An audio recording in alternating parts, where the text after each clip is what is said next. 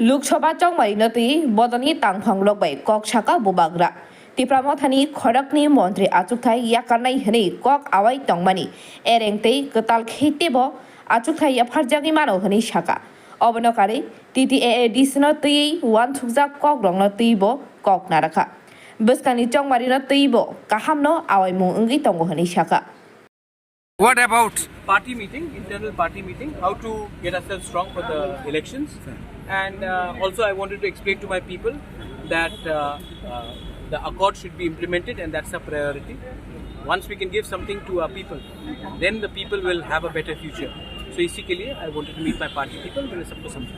Bogra election के लिए preparation कैसे चल रहा है?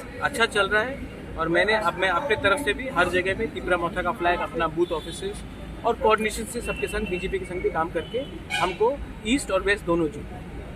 बुबाग्रा सुना गया है दो मिनिस्टर रिजाइन देने वाले हैं। नहीं, ये गलत बात है, एकदम गलत बात है। और हम लोगों को 2 मिनिस्टर का अभी जगह दिया गया है और उसके बाद और भी दिया जाएगा। और मुझे आज सवेरे ही फ़ोन करके बताया गया है कि एडीसी के लिए भी मैनिफेस्टो में एक बड़ा अनाउंसमेंट है।